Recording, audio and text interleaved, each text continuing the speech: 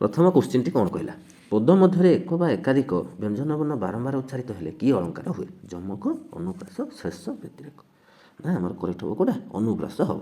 ବାରମ୍ବାର ବ୍ୟଞ୍ଜନ ବର୍ଣ୍ଣ ଜାଣିଛା। ପ୍ରକୃତ ବସ୍ତୁରେ ଅପ୍ରକୃତ ବସ୍ତୁର ସମ୍ଭାବନା ବା ତର୍ଜମା କରାଗଲେ କି ଅଳଙ୍କାର ହୁଏ? ଉପମା, ଉତ୍ପ୍ରେକ୍ଷା, ରୂପକ, ବ୍ୟତିରେକ। ଉତ୍ପ୍ରେକ୍ଷା ହେବ ଆମର କରେକ୍ଟ। ସେଇଭଳି ନେକ୍ସଟ ଯିବା। ଉପମାନ ଉପମେୟ ମଧ୍ୟରେ ଅଭେଦ କଥିତ ହେଲେ କି ଅଳଙ୍କାର ହୁଏ? ଉତ୍ପ୍ରେକ୍ଷା, ରୂପକ, ବ୍ୟତିରେକ, ବିଭାବନା। ନା ରୂପକ। ଶ୍ଵେତାଙ୍ଗ ଚଢ଼େଇ ଗୁହା ସମୁଦ୍ରଗତ ନୀର ଭେଦି କିବା ଉଠେ ଐରାବତ। ଏଠାରେ କେଉଁ ଅଳଙ୍କାର ବ୍ୟବହୃତ ହୋଇଛି? ଉତ୍ପ୍ରେକ୍ଷା, ଶ୍ଲେଷ, ଉପମା, ଅନୁପ୍ରାସ। କରେକ୍ଟ ହେବ ଉତ୍ପ୍ରେକ୍ଷା ଅଳଙ୍କାର। ନେକ୍ସଟ କୋଶ୍ଚିନ୍କୁ ଯିବା। ନେକ୍ସଟ ହେଲା ବାବୁ ନାକସିରି ଦାନ ଯୋଗ୍ୟ ଯେସାକୁ ବିହର କାନନ କର ଆଲିଙ୍ଗନକୁ କେଉଁ ଅଳଙ୍କାର ବ୍ୟବହୃତ ହୋଇଛି? ଶ୍ଲେଷ, ଉତ୍ପ୍ରେକ୍ଷା, ଉପମା, ବିଶେଷୋକ୍ତି। ଶ୍ଲେଷ। ଦୁଇଟି ବସ୍ତୁ ତୁଳନା କଲାବେଳେ ଯାହା ସହିତ ତୁଳନା କରେ ତାକୁ କ'ଣ କହନ୍ତି? ଉପମେୟ, ଉପମିତ, ଉପମାନ, ଉପମାନ। ତାକୁ ଉପମାନ କହନ୍ତି। ସେ ବୁଝିବା। 7 ନମ୍ବରକୁ ଯିବା। 7 ନମ୍ବର କୋଶ୍ଚିନ୍ ଆମକୁ କ'ଣ କହିଲା? 7 ନମ୍ବର କହିଲା ଉପମାନ ଉପମେୟ ମଧ୍ୟରେ ଅଭେଦ କଥିତ ହେଲେ ଏବଂ ଉପମେୟରେ ଉପମାନର ଆରୋପ ହେଲେ କେଉଁ ଅଳଙ୍କାର ହୁଏ? ନା ଯମକ, ଉପମା, ରୂପକ, ଉତ୍ପ୍ରେକ୍ଷା। ରୂପକ ଅଳଙ୍କାର। ଉପମାନ ଉପମେୟକୁ ଯେଉଁ ସାଧାରଣ ଗୁଣ ସହିତ ତୁଳନା କରେ ତାହାକୁ ଡ୍ୟାସ୍ କହନ୍ତି?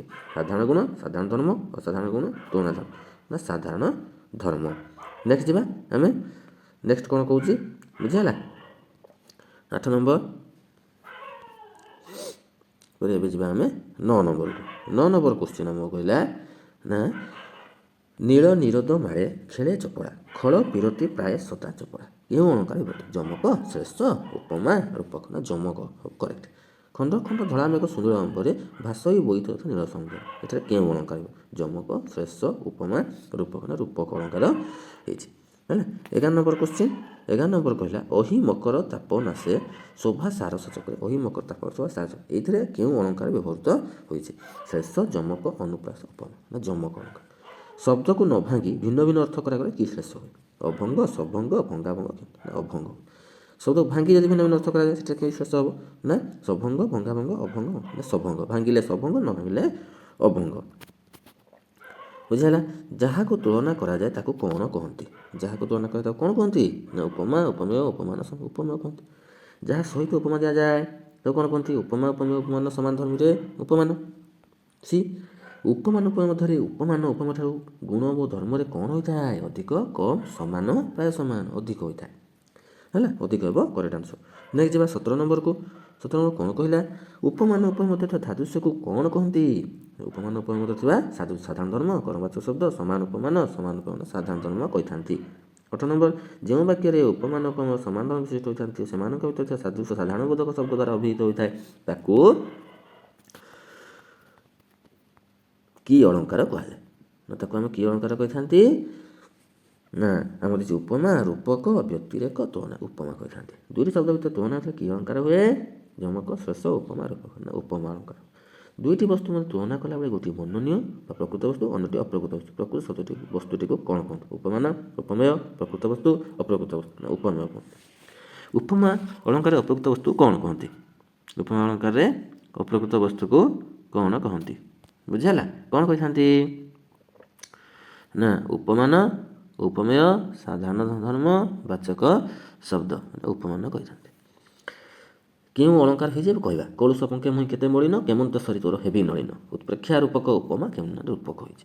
ଦରିଦ୍ରତା ପଙ୍କ ପୁନ ମୋ ଜୀବନ ସର ଜଞ୍ଜାଳ ଜଳଦ ଜଳେ ଆବିଳ ଉଦର। ଉପମା, ଉତ୍ପ୍ରେକ୍ଷା, ରୂପକ, ବ୍ୟତିରେକ। ରୂପକ ହେଲା। ନେକ୍ସଟ ଯିବା ଆମେ 24 ନମ୍ବରକୁ। 24 ନମ୍ବର କହୁଛେ ମିଶିଯାଏ ତଥା ପ୍ରଭାତି ମିଶିଯାଏ ଯଥା ପ୍ରଭାତି ତାରାର ବିକିରଣେ ମିଶିଯାଏ ମଥା ଜୀବାତ୍ମା ପରମାତ୍ମା ଚରଣେ। ମିଶିଯାଏ ଯଥା ଚପଳା ନୀଳ ଜଳଦ ଅଙ୍ଗେ ମିଶିଗଲା ତଥା ଅବଳା ସେହି ନୀଳ ତରଙ୍ଗେ। ଉତ୍ପ୍ରେକ୍ଷା, ରୂପକ, ଉପମା କେଉଁଠି ନୁହେଁ? ନା ଉପମା ହେବ ଆମର କ'ଣ? ନା କରେକ୍ଟ ଆନ୍ସର। ପ୍ରଚେତା ପ୍ରବାଳ ପ୍ରସାଦର ରୁଚି ନୀଳ ନିରୁ ଅବା ଫୁଟି ବାରୁଛି। ଏଥିରେ ଥିବା ଅବା କି ପ୍ରକାର ଉପମେୟ ଉପମାନ ସାଧାରଣ ଧର୍ମ ଉପମାବାଚକ ପଦ। ନା ଉପମାବାଚକ ପଦ ଡି ହେବ କରେକ୍ଟ। 26 ନମ୍ବରକୁ ଯିବା। 26 ନମ୍ବର କ'ଣ କହିଲା?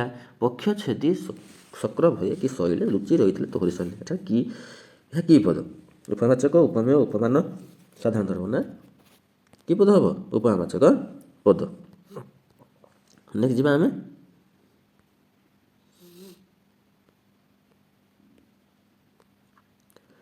ନେକ୍ସଟ ଯିବା 27 ନମ୍ବର। ରଚନାରେ ଏକ ବା ଏକାଧିକ ବ୍ୟଞ୍ଜନ ବର୍ଣ୍ଣର ବାରମ୍ବାର ପ୍ରୟୋଗ ଘଟିଲେ କି ଅଳଙ୍କାର ହୁଏ? ଶ୍ରେଷ୍ଠ, ଉପମା, ଅନୁପ୍ରାସ, ଉତ୍ପ୍ରେକ୍ଷା। ଆମେ ପଢ଼ିଲେ ବ୍ୟଞ୍ଜନ ବର୍ଣ୍ଣ ଯଦି ବାରମ୍ବାର ହେଲା ତାକୁ ଆମେ କ'ଣ କହିଥାନ୍ତି? ଅନୁପ୍ରାସ।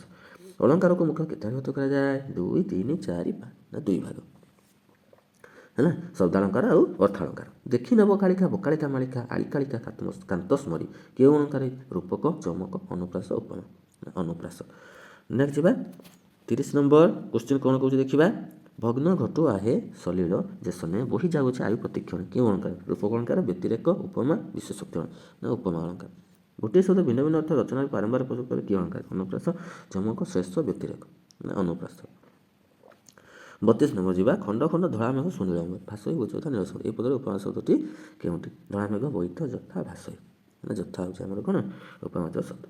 ତ ଖଣ୍ଡ ଖଣ୍ଡ ଧଳାମେଘ ସୁନୀଳ ଅମ୍ବରେ ଭାସୋଇ ବୈତ ଯଥା ନୀଳ ସମୁଦ୍ରରେ। ସାଧାରଣ ଧର୍ମ କେଉଁଠି ଏଇଠୁ? ଧଳାମେଘ, ଭାସୋଇ, ବୈତ ଯଥା ନା ଭାସୋଇ ହେଉଛି ଆମର ସାଧାରଣ ଧର୍ମ। ନେକ୍ସଟ ଯିବା। ଉତ୍କଳ କମଳା ବିଳାସ ଦୀର୍ଘିକା ମରାଳ ମାଳିନୀ ନୀଳାମଜା କେଉଁ ଅଳଙ୍କାର ବ୍ୟବହୃତ ହୋଇଛି? ଅନୁପ୍ରାସ, ଯମକ, ଶ୍ରେଷ୍ଠ, ଉପମା ନା ଶ୍ରେଷ୍ଠ। କ୍ଷେପଣୀ କ୍ଷେପଣେ ତୋହରି ସଲିଳେ ହୀର କର ଉତ୍ସ ଉଠିଲେ ସଲିଳେ କେଉଁ ଅଳଙ୍କାର? ଯମକ, ଶ୍ରେଷ୍ଠ, ଅନୁପ୍ରାସ, ରୂପକ ନା ଯମକ।